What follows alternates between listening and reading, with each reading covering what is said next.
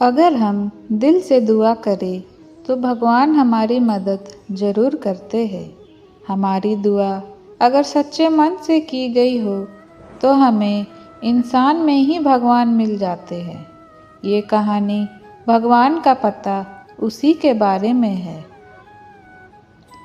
एक बार रात के 2:30 बजे थे। एक सेठ को नींद ही नहीं आ रही थी। सेठ मन ही मन सोच रहे थे कि मैं ऐसा क्या करूं जिससे मेरा मन शांत हो जाए और मुझे जल्दी से अच्छी नींद आ जाए। आखिर सेठ ने सोच ही लिया कि मैं अपना मन शांत करने के लिए मंदिर के भगवान के पास जाता हूँ। अपने मन को शांत करने के लिए सेठ जी ने अपनी कार निकाली और मंदिर में जाकर भगवान के पास बैठ गए। सेठ के पास में ही एक दूसरा आदमी भगवान के सामने हाथ जोड़े बैठा था। उस आदमी का उदास चेहरा था। उसका उदास चेहरा देखकर सेठ जी ने उससे पूछा कि तुम इतनी रात को यहाँ मंदिर में क्या कर रहे हो? आदमी ने कहा, मेरी बेटी अस्पताल में है। आदमी ने कहा, मेरी बेटी अस्पताल में है। सुबह उसका यदि ऑपरेशन नहीं हुआ तो वह मर जाएगी और मेरे पास उसका ऑपरेशन करवाने के लिए पैसे नहीं हैं। मैं यहाँ भगवान से अपनी बेटी के लिए प्रार्थना करने आया हूँ। उसकी बातें सुनकर सेठ जी ने अपनी जेब में जितने पैसे थे वह उस आदमी को दे दिए। उस आदमी ने खुश होकर सेठ जी का धन्यवाद किया। उस गरीब आदमी के चेहरे पर अब रौनक आ गई थी। सेठ ने उस आदमी को अपना कार्ड दिया और कहा कि इसमें मेरा फ़ोन नंबर और पता भी है।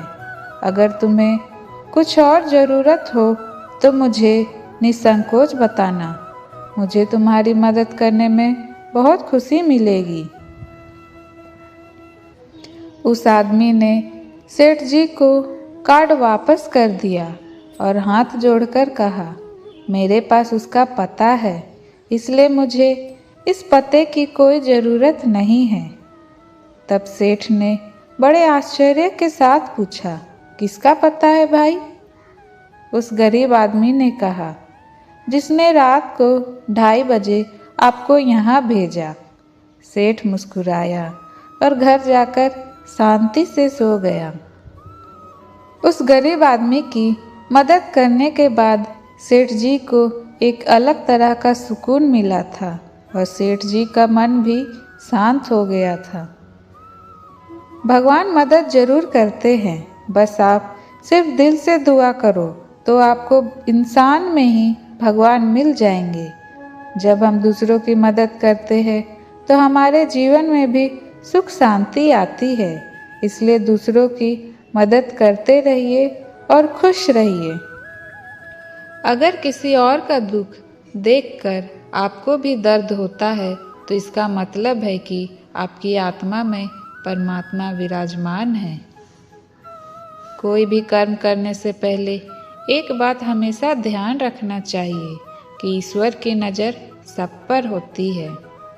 अच्छे लोगों की ईश्वर परीक्षा बहुत लेता है लेकिन साथ नहीं छोड़ता, और बुरे लोगों को ईश्वर बहुत कुछ देता है लेकिन साथ नहीं देता। जो कुछ भी तुम्हारे दिल में है सब ईश्वर को खबर है। तुम्हारे हर हाल पर भगवान की नज़र है। जब तक ईश्वर तुम्हारे साथ है तब तक दुनिया की कोई भी ताकत तुम्हें हरा नहीं सकती। कर्म का फल इंसान को उसी तरह ढूंढ लेता है जिस तरह बछड़ा सैकड़ों गायों के बीच अपनी माँ को ढूंढ लेता है। मन का झुकना बहुत जरूरी है। केवल सर झुकाने से परमात्मा को प्राप्त नहीं किया जा सकता।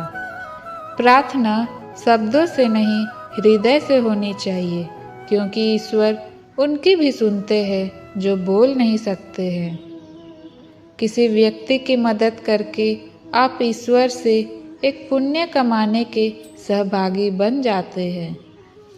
यकीन करो, जब ईश्वर देगा तो बेहतर नहीं, बेहतरीन देगा।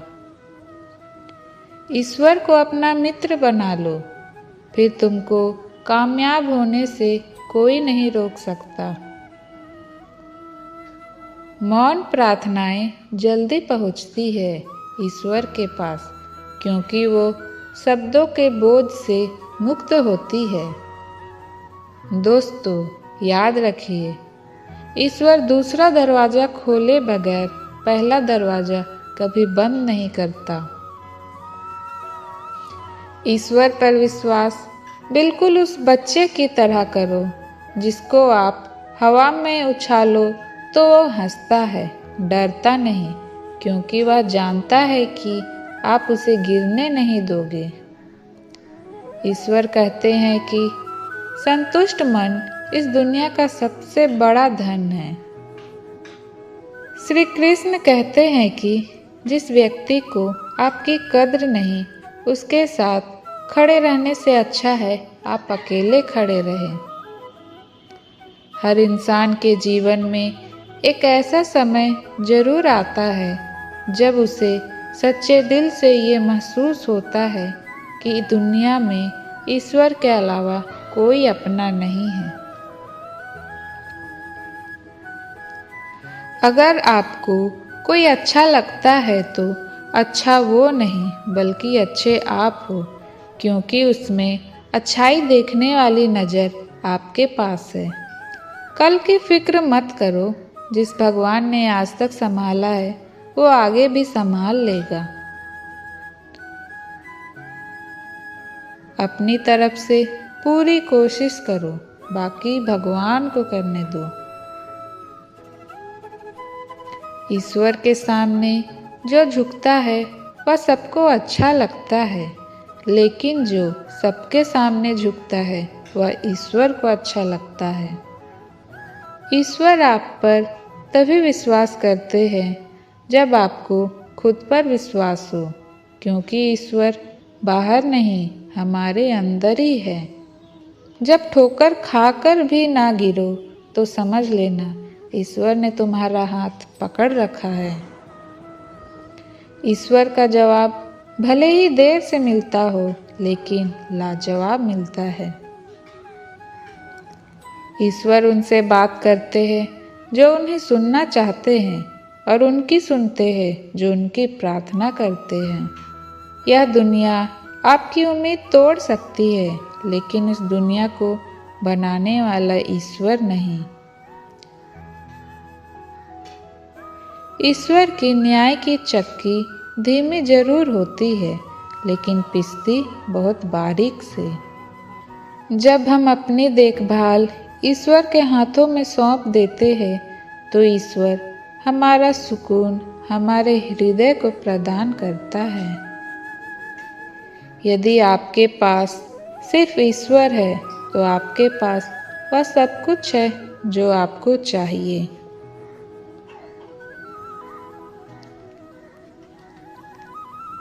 ईश्वर हमारी परीक्षा लेते हैं और वो ही हमें उसमें पास होने की शक्ति भी देते हैं। ईश्वर पर आप तभी विश्वास कर सकते हैं जब आपको खुद पर विश्वास हो, क्योंकि ईश्वर बाहर नहीं आपके ही अंदर है।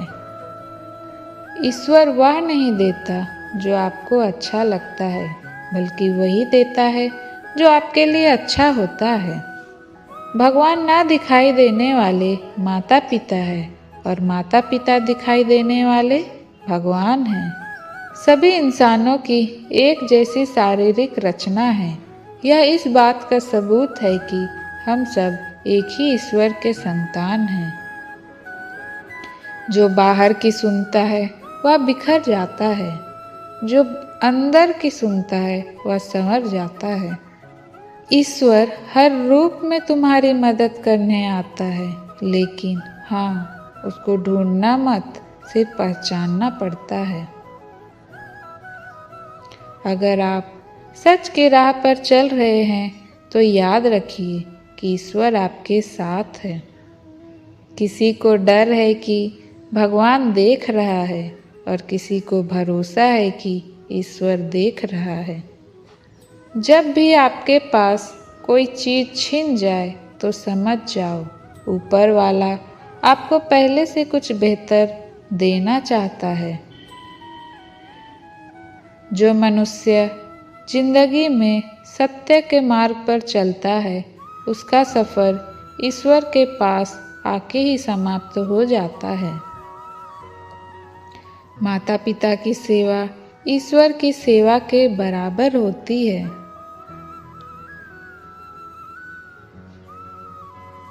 एक भगवान आपके घर में भी होता है जिसे हम माँ बाप के नाम से जानते हैं। ईश्वर का कहना है कि जब भी तुम अकेले हो या अकेले महसूस कर रहे हो मुझे याद कर लिया करो, तुम्हारी तन्हाई दूर हो जाएगी। ईश्वर की उपस्थिति हर जगह है, सिर्फ इसे देखने वाला चाहिए। सच्चे मन से की गई प्रार्थना ईश्वर तक जरूर पहुंचती है।